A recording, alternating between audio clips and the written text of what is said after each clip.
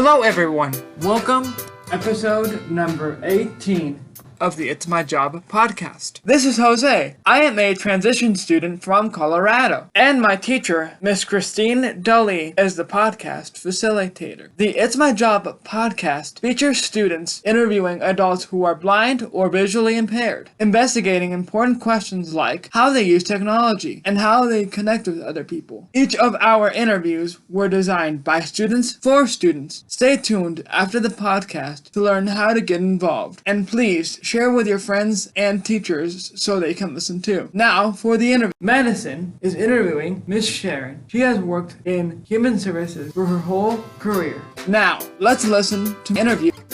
Alrighty. Did you get a degree in college? And if so, what degree did you earn? Okay. Yes, I got a BS in French and linguistics quite a long time ago. I am 69 now, so my college days were way in the past. That was so long ago. You know, college was 40 years ago for me. Was it easier for you to stay motivated throughout your life? I don't know. It varied depending on what was happening and how much support I had and what job I was doing. Can you explain a little more about what you mean by that, Madison? To keep going on what we're working on and stay motivated to keep going. So that's what I mean. It's easy for you to keep wanting to do what you're doing and keep that motivation. Any human. Some days yes, some days no. I tried to keep a daily routine of some things, have my breakfast, do morning prayer, try to have a plan of what the day is going to be. And I work part-time. So on those days that I work, I definitely have to be up and ready to meet the world. Well, I've been working from home since the pandemic. Everybody has in my department, so I really haven't had to deal with paratransit at all. Very rarely. I use it for other things, but not for work right now. And I don't even know that we're going to go back to our campus, really. It's been good to work from home. I have a laptop, and I was in a cubicle when I was at work, and I did a lot of phone calling, and if it was very quiet, I felt like I was disturbing other people. So now I don't feel that at all. Well, that part's good. Winter, I'm in Massachusetts, so winter can be tough. Yeah, same up here in Iowa. How many years did you attend college, and what accommodations did you have in place to be successful due to being blind? I was in there for 4 years. As I think about this, I don't know whether what I have to say is really relevant now, because we didn't have computers. We had typewriters. We had readers. So for your listening audience, I learned some French Braille. I had readers that read to me in French and a lot of oral work. I took the quizzes orally with a professor. I have to say that I don't remember a lot of it now because I don't use it every day, and I never got a job in French and linguistics. But that happens to people all the time. And I had taken French in high school, and I had Braille there a lot of the time, so I knew how to spell. I knew the accent marks. And have you found that too, Madison? I use a screen magnifier. It's a magnifier reader combo. It's called Zoom Text, and it makes things bigger so I can see what I'm doing from my computer. I use JAWS a little bit, but not as much as Zoom Text. We didn't even have cell phones at that point or anything. So I would probably have a hard time, I think, in college right now, making an adjustment to it for sure. But in some ways, I had to really advocate totally for myself because we didn't have any disability service. It was very much catch as catch can. And had I really known that, I don't know that I would have gone. But, the expectation is that you go to college and you just kind of figure it out. So I do think that disability services is a very good thing. But a lot of students now, because of their IEPs in high school, go into college having had a lot of assistance. And disability service will help you if you ask, but they're not going to come seek you out generally. Is that your experience, Madison? Yeah, I had to go to them to get your accommodation set up. Right. And that's not a bad thing because, when you're out in the work world, it's the same way. So it's a good skill to really learn. Other students that were in the class with me, generally, I was in a school within a school. I was in the language and linguistics school at Georgetown University. So it was a pretty tight-knit community, and we had a lot of the same classes together. I did use what was then called Recording for the Blind, which is now Learning Ally. I use that a lot, more for other English-related classes. Rather than for the French and linguistics. Well, linguistics, I did get books on tape, because that's what it was, and it was cassettes, basically. And you had to try to, find out your books in advance to be able to get them recorded.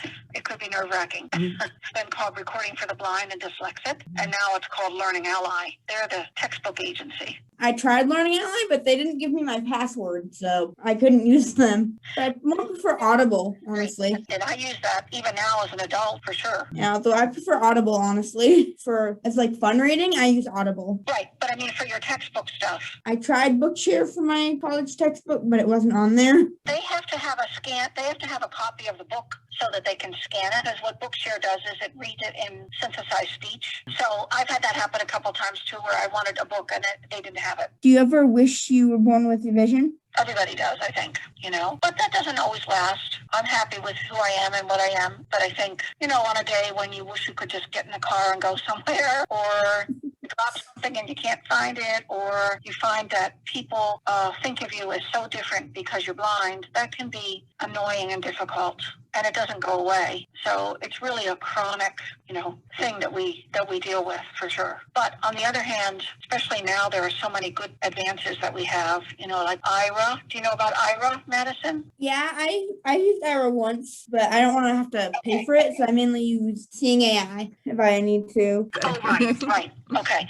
The only thing I would say is that when you use Be My Eyes, you need to be careful and not give out any real personal information, like financial information, or ask them to read that because they're volunteers. IRA, they're bonded employees, and it's a paid service.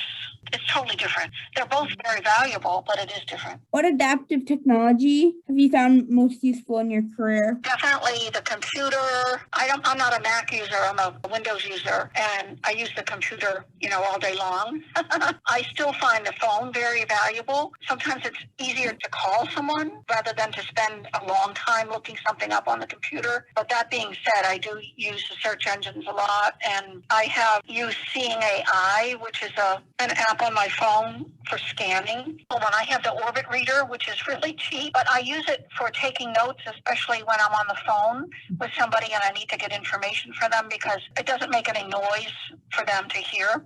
In fact, I'm the secretary of one of the special interest affiliates of American Council of the Blind, and I took minutes last night and the Braille display kind of gummed up, and I was like, what do I do? And then I remembered you can do this keyboard keystrokes that kind of freeze it up, and I did it and it worked.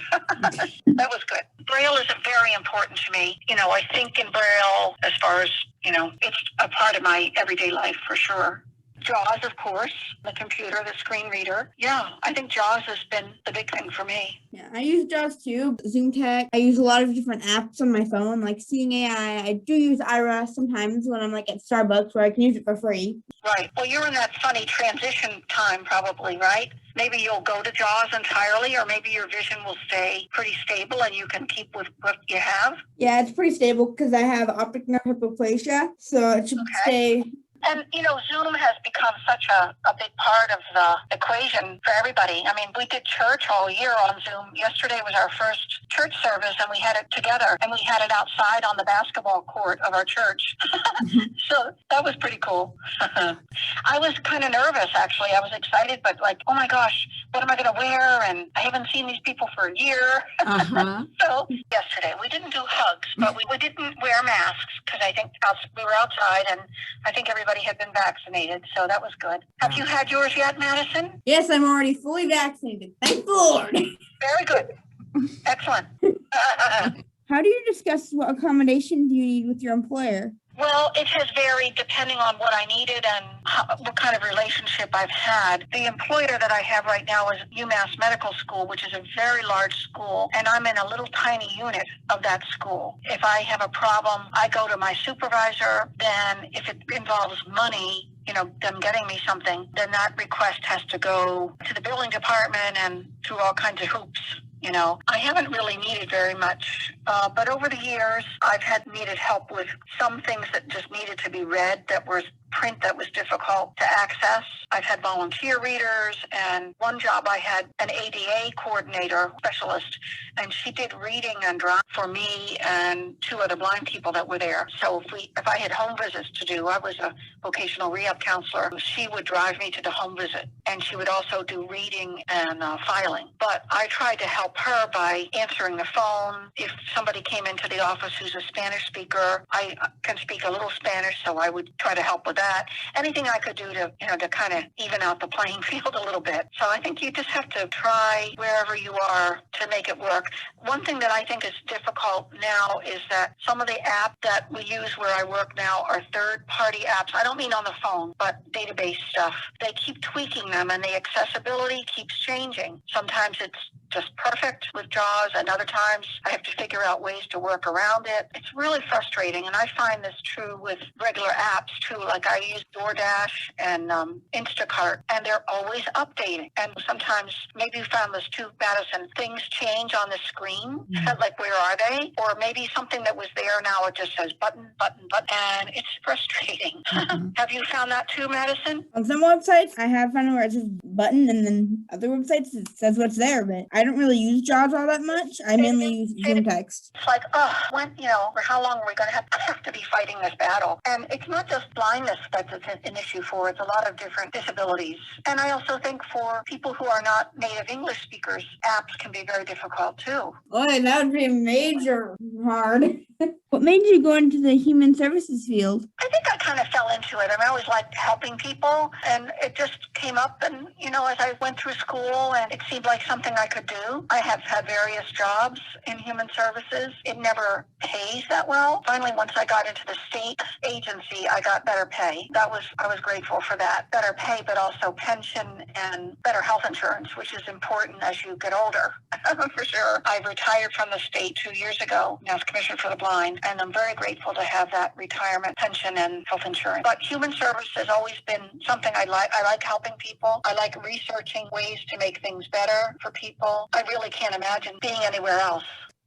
We have a website, which is a huge database of information about disability programs in Massachusetts. So people call and email us, all ages, all education levels. Sometimes they need help with health insurance or getting a ride somewhere, or they're getting abuse from a nursing home. We get all kinds of calls. So I never know who I'm going to be dealing with. It's a very heterogeneous population that we have now. When I worked at Mass Commission for the Blind, I had people age 14 and up. So I had students in high school and college, and then I had adults who were either looking for work or had work already and were trying to get accommodations to keep the job that they had, which was always a wonderful challenge if we could make it happen that they could stay where they were in their job. Because a lot of people just start to give up when they start losing their sight and figure, well, I just can't work anymore. For some things, if somebody was a landscaper or a truck driver, there's just some things that you're not going to be able to do, which is not easy because a lot of people in that situation have been, manual laborers. You can't imagine sitting at a computer all day, or doing that kind of thing. What did your parents do to set you up for success? They had a lot of struggles with me being blind. They had expectations, but they didn't have any idea how to make it happen because we didn't have any adult role models at the time. It wasn't just my parents, it was a lot of other people that helped me, to have a career. And I do really believe in mentors, that if you can find a blind adult who can kind of guide you through some stuff, because, your parents can be wonderful, but they don't know what it's like to live as a blind person and what you're going to really face. And sometimes they can be very overprotective or just not understanding, not maliciously, but they just don't understand. So I think the organized blind movement with American Council of the Blind and National Federation of the Blind are very, very important for students to get involved in so that you get to see what adults are doing and how they problem solve. So you don't feel like you're all alone, too. You're the only one at your college, maybe. Are you, Madison, the only one at your college? Or I'm the only blind person that I know of at the moment. And it's actually my second time taking college class because I did take Spanish 1 during the winter. Although the college I go to runs on quarters, so it's my second quarter that I'm taking classes. Well, in person is easier in a way, but on the other hand, on Zoom you can talk to somebody from across the country. But as far as social life, yeah, definitely. Being at the campus is much, better. Saying, oh, let's go to the cafeteria together. Let's go eat something and talk. Can't do that on Zoom. That's right. Yeah, unless you type it in the little chat box. So very distracting, especially if you don't set it. If you do a private chat, that's one thing. But then, if you're doing that, are you paying attention to what's happening in the whole group? Yeah, that makes sense. Alrighty, so what was the biggest obstacle you had to face due to your vision loss? I usually say other people's attitudes about it. That's the hardest part because people think either that you're a super person or that you can't do anything or, and because of their own fear about what would it be like for them to be blind, projection that goes on. That can be very difficult. When you're in a restaurant and somebody says, what does she want? Meaning me, even simple things like that. Do you agree, Madison? Yeah, I get it. Yeah. They're using the word ableism now, racism. Now there's ableism, which is really kind of an interesting concept in a way. Sharon, do you have any questions for Madison? Where you all are, please? I am in Council Bluffs, Iowa, and I am a 4+ BVI student at the Iowa School for the Deaf, continuing my education after 4+ and becoming a Spanish interpreter. Oh, Spanish interpreter. Yeah. Well, there's a lot of settings that interpreting is needed for sure. No doubt about that. You have to know the culture, not just the words, but the culture of the people that you're interpreting for. So there's a lot to it. I have a lot of respect for interpreters. I've known a couple people who've done some interpreting in the hospital setting, which can be stressful. I mean, I think for a blind person being in the emergency room, let's say, with somebody who comes in who isn't obviously feeling well, that could be really hard. But I could see it working, say, in a doctor's office, or now there's a lot of telehealth that's going on, which has gotten bigger through the pandemic, and I could see Spanish that way. And then there are these services, like we used to use one called Language Line, and I would get a client on the phone, and who doesn't speak English, and then the interpreter that would be straight interpreting, and that was very, very valuable. And I think that person was either in a call center or maybe even doing it from home now. And of course, Spanish is one of the primary language that's interpreted, but they did everything. I had Arabic a couple of times and different African languages that there were interpreters for. They need them in hospitals, courtrooms sometimes, just anywhere that people need to talk to each other. What? All right. That's right. Good luck. Thank you, Madison. You're welcome. Thank you. Bye.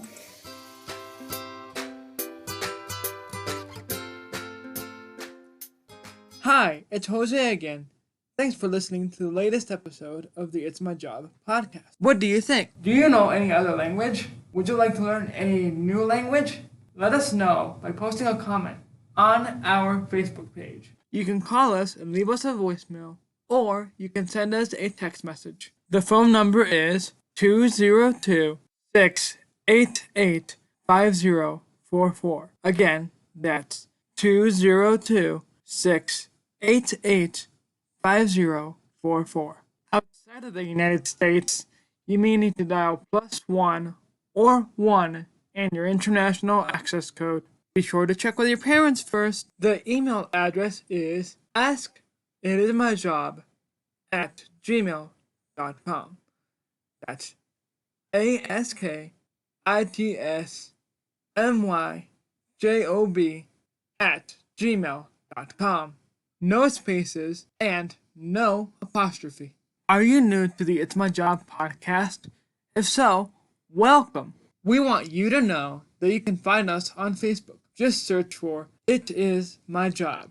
Each of our episodes is also on the Perkins Path for Technology vlog. Check us out and leave us a comment at perkinslearning.org/technology. And finally, the It's My Job podcast has a YouTube channel called Ask It Is My Job. If you missed episode number 17, head over to YouTube or Facebook to hear Caden's interview with Ted to learn more about what an accessibility analyst does. This was episode number 18, but we want to make many more. But we need your help. If you are a student and wants to be an interviewer for a future episode, send us an email at askititmyjob@gmail.com. If you are an adult who is blind or visually impaired and would like to be interviewed, please send us a message via phone, email, or Facebook, and we will get back to you. Once again, our phone number for voicemails and text messages is 202-688-5044. And our email address is